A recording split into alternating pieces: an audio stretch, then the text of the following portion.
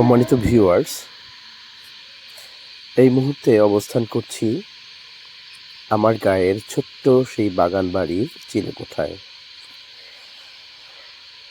প্রথম এবছরের বৃষ্টি বিলাস উপভোগ করতে পেরে আমি নিজেকে সত্যি ধন্য মনে করছি। ভিজে রাস্তা, এই তো কিছুক্ষণ আগেও একদম শুকনো খড়খড়া অবস্থায় ছিল। যন্ত্রচালিত মোটরের দেয়া পানি দিয়ে আমার বাগান ভেজানো যেন আমার জন্য অনেকটাই দুঃসহ ছিল। কিন্তু দেখেন, আল্লাহ পাকের অশেষ মেহেরবানিতে বর্ষা এলো। এই বর্ষা সত্যি আমার জন্য এক অন্যরকম ভালো লাগা নিয়ে এলো। কারণ আমার বাগান বাড়ির গাছপালা সত্যি অনেক তৃষ্ণার্ত ছিল। গাছের ফল, আলহামদুলিল্লাহ অনেক ফল ফলাদি আমার বাগান বাড়িতে। এই ফলগুলো মিষ্টতা আনতে এই বৃষ্টির পানি খুবই দরকার ছিল। তো খুব এনজয় করছি এই ভেজা রাস্তা, টিপটিপিয়ে পড়া পানি, আর হচ্ছে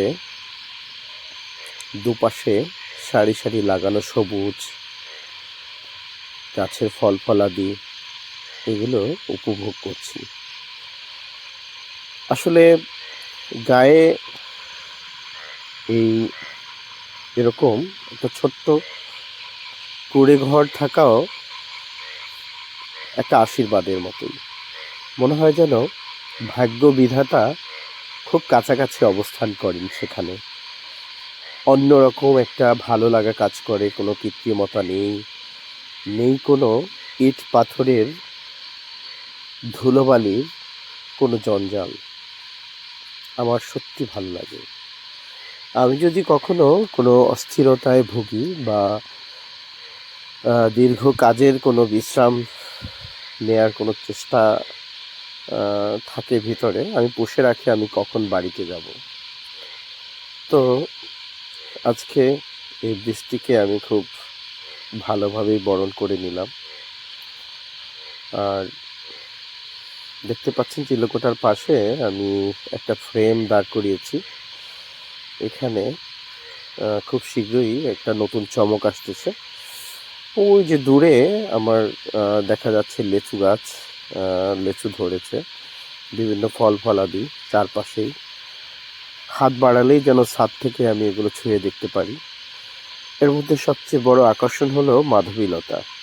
এই মাধবীলতা ঠিক জানালার ধারে ঝুলে আছে তাহার উপহার সামগ্রী নিয়ে। আর আমিও প্রতিবার বাড়িতে এলে এই লতা পাতাগুলোকে কীভাবে ডেকোরেট করলে আরও বেশি সুন্দর লাগে, আরও বেশি বিস্তৃত করা যায়, আমি সে চেষ্টা সবসময় করে থাকি। তো আমার কাছে আমার বাড়িটা স্বর্গের মতো। আর সত্যি বলতে আমি বাড়িতে এলে খুব বেশি জরুরি বা স্বেচ্ছাসেবী কোনো কর্মকাণ্ড না থাকলে এই বাড়ি থেকে আমি বেরই হই না। কারণ আমার ভালো লাগে না কোথাও যেতে। আমি খুব উপভোগ করি, বলতে পারেন একবারে চেটেপুটে উপভোগ করার মতো। কারণ এখানে অর্গানিক সব কিছুই পাওয়া যায়। আর আমার কাছে মনে হয় আমি কোনো এক স্বর্গের মধ্যে বিচরণ করছি। জানি না আখেরাতে স্বর্গ লাভ হবে কিনা, তবে আমার গায়ের বাড়ি, গায়ের সৌন্দর্য, গায়ের সব কিছু আমার কাছে স্বর্গের মতো।